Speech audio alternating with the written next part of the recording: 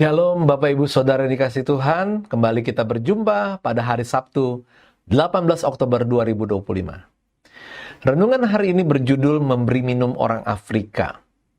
Firman Tuhan diambil dari Matius 10 ayat 41 sampai 42. Barang siapa menyambut seorang nabi sebagai nabi, ia akan menerima upah nabi.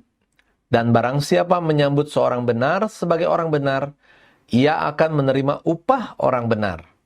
Dan barang siapa memberi air sejuk secangkir saja pun kepada salah seorang yang kecil ini, karena ia muridku, aku berkata kepadamu, sesungguhnya ia tidak akan kehilangan upahnya daripadanya.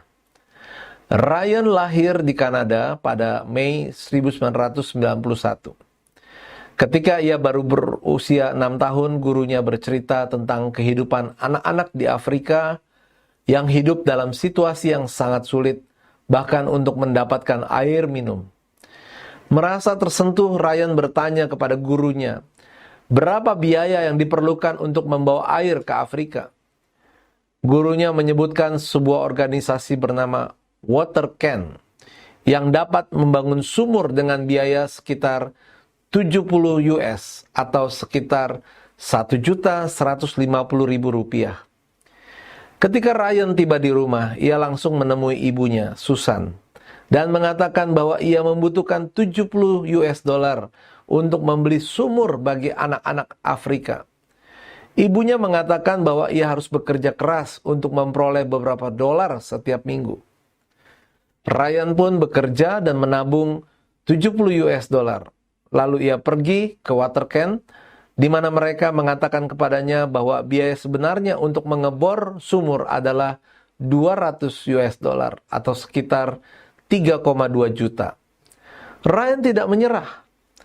Dia meminjam 200 US dollar kepada ibunya dan berjanji akan mengembalikannya secara penuh. Dengan dana itu, Ryan kembali mendatangi WaterCan dan berbicara dengan direktur organisasi itu, Gisau Sibru. Hasil dari pertemuan tersebut, mereka memutuskan membangun sebuah sumur di sekolah dasar Angolo di Otai, Uganda pada tahun 1999. Setelah sumur itu siap dipakai, sekolah Ryan mulai membantu dan menjalin kontak dengan sekolah di dekat sumur itu. Ryan akhirnya bertemu dengan Akana, seorang anak laki-laki Uganda yang harus berjuang untuk pergi ke sekolah setiap hari. Ryan begitu tersentuh sehingga ia meminta orang tuanya untuk membawanya bertemu Akana. Pada tahun 2000, Ryan tiba di desa Akana, di mana ratusan orang menyambutnya, mengelilinginya, dan meneriakkan namanya. Setelah berhasil menyumbangkan satu sumur di Otal, Ryan memiliki ambisi yang lebih besar. Ia memutuskan untuk mendirikan sebuah yayasan yang bisa menemukan cara mengembangkan akses pada air bersih. Saat ini, Ryan berusia 33 tahun dan mengelola yayasannya sendiri, Ryan's Well Foundation. Ryan's Well Foundation telah membangun lebih dari 1.200 proyek air bersih di berbagai negara. Sebuah proyek, yayasan, atau lembaga pelayanan selalu dimulai dari kepedulian kepada kehidupan orang lain. Dan hal ini dimulai dari hal-hal yang kecil yang terus berkembang. Ketika kepedulian sudah ada dan pelayanan dimulai, maka Tuhan akan memberkatinya, sehingga jangkauan pelayanan tersebut semakin luas. Tuhan Yesus berkata, orang yang menyambut seorang nabi akan beroleh upah nabi. Orang yang menyambut orang benar akan beroleh upah orang benar. Dan orang yang memberi minum orang-orang kecil, miskin, dan tersisihkan tidak akan kehilangan upahnya. Memberi minum tentu bukan hanya air minum secara harfiah, tetapi juga memberi berbagai kebaikan pada orang lain. Kata-kata bijak, Tuhan tidak akan pernah membiarkan orang yang melayani sesamanya tanpa upah. Bapak Ibu, mari kita akan berdoa.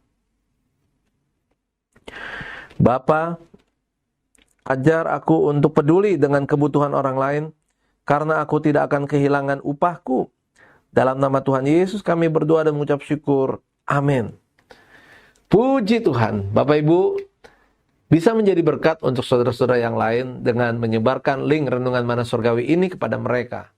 Tuhan Yesus memberkati.